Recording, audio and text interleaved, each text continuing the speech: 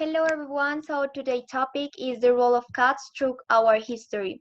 So do you know that all started like 100,000 of years ago at the same time as dogs, sheep, and goats? So archaeological excavation in the last 10 years provide evidence that the near western wild cat is the most close relative to the modern house cat and was bred by Mesopotamian farmers. In this presentation, we want to talk about the role of cats in different countries through history, like in Egypt, Greece, Rome, China, and Japan, and the meaning of the cats in other cultures. So, the first is Egypt. The Egyptian culture was famous for the devotion of cats, and the export of cats from Egypt is strictly prohibited. That a branch that government was formed so late to deal with this issue. The death penalty was established for killing a cat, and there is a popular god in Egypt that is called Beast. She was the keeper, heart, and home, protector from women's secrets, and guardian against spirits and disease. So this goddess is also the goddess of cats, and the Egyptians care so much about their cats that they place they're saved above human life and property. So when a cat dies, all the inhabitants in the house need to shave their eyebrows as a sign of the mourning. So another thing that I want to share with you is the fact that the Egyptians are responsible for the word or the name cat, that it derivates for the north of African from an animal quata, and as the cat is closely associated with Egypt. Almost every other Europe nation employs variation of this word. Well, let's move on India. Cats in India were found to be particularly useful in controlling the population of less desirable creatures like mice, rats, and snakes, and so were honored in the homes, farm, and palace throughout the land. That the cat was seen as more than just a matter of pets control is substantial by reverence occur to felines in the literature of India. The famous story of Puzzle is a Puss in Boot. It's full take from India, where the importance of cats is evident. Let's move on to Greece and Rome. The Romans and Greeks regard the cat as a symbol of independence and not as a creature of utility. Cats were kept as a pet by both Greeks and Romans and were regarded highly. Cats are thought to have been brought to Europe by Phoenicians traders who smuggled them out of Egypt. It is well documented that cats were kept on ships to control vermin during the time of the 5th century CE in age of discovery, and most likely they served the same purpose for the Phoenicians. The Greek myth that suggests this link is the well-known story of Hercules, the Roman Hercules, where one of the protagonists transformed into a cat and is sent to the underworld. This myth then associates cats with darkness, transformations, the underworld, and witchcraft. And in time, these associations would prove very unfortunate for the cat. Okay, so now let's move on China and Japan. So in China, there is a goddess named Li Shou. She was despite in cat form, and petitions and sacrifice made to her for the pest control and fertility in women. And she was a very popular goddess who taught the embodied the importance of cats in the early days of the creation. So there is an ancient Chinese myth that says that the gods appoint two cats to oversee the running of their new creation. And in order to communication, they give to the cats the power of speech.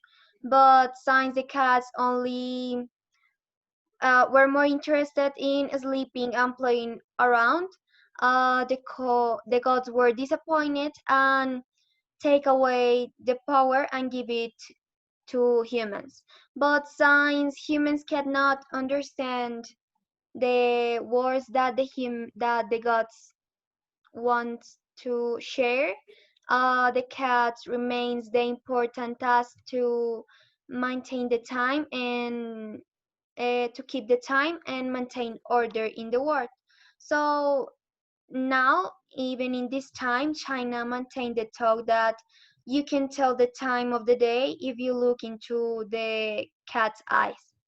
In Japan, apart in Japan, there is a famous image that it calls Bekoni cat, or as we know, Manekineko.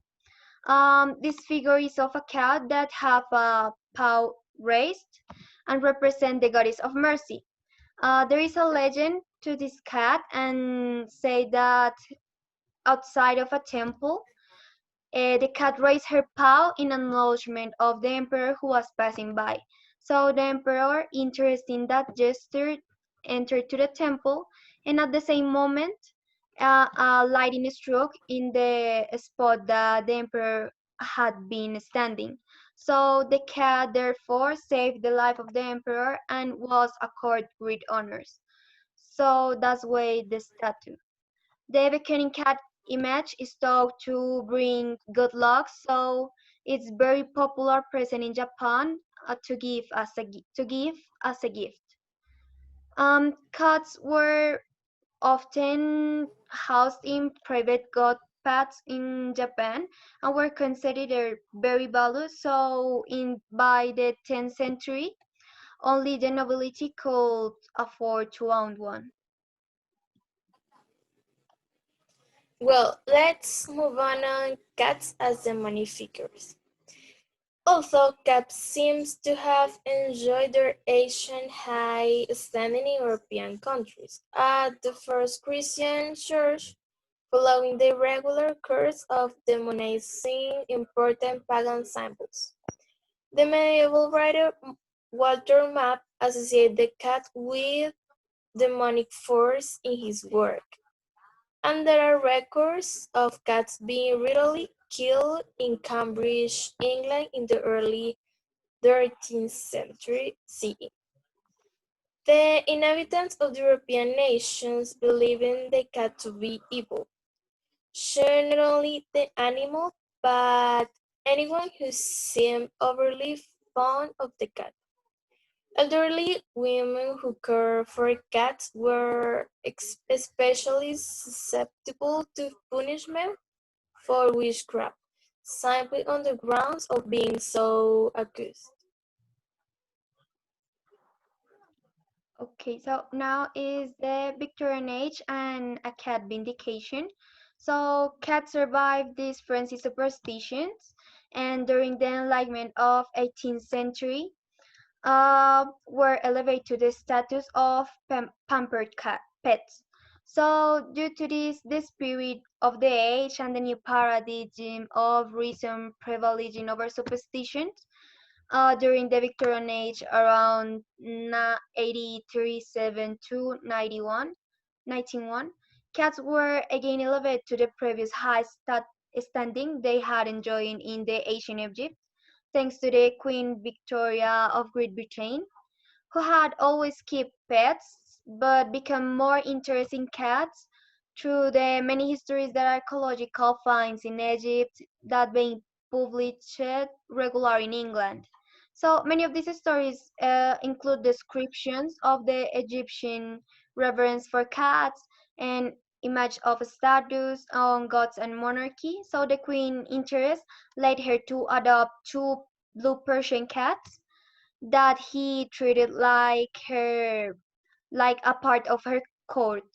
So this story was carried around England by the newspapers, and Queen Victoria was very popular monarch, so more people became more interested in having cats of their own. This trend is spreading around the United States and was encouraged by the most popular magazine in that time, that was Godey's Lady Book. They wrote an article where they say that the cats not solely for older women and monarchs, and that anyone should be free to comfortable embracing the love and virtue that the cats have. So because of this, the cat's popularity in the United States grew appreciably after the Gaudi's article. Well, let's now take a look at popularity of cats. Many writers of the age own and admire cats. Charles Dickens was so devoted to his cats that he allowed them into his study and regularly allowed his favorite, known as the master cat, to snout out the candle of Dickens' writings decks, even when the author was at work.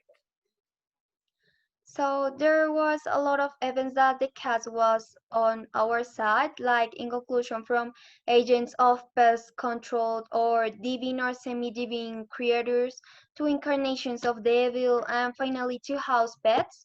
Cats have been always close associates of human beings for centuries, and they continue to be valued companies for people across the world today.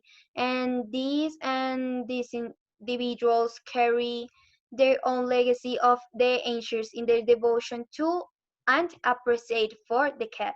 So thank you for listening our presentation.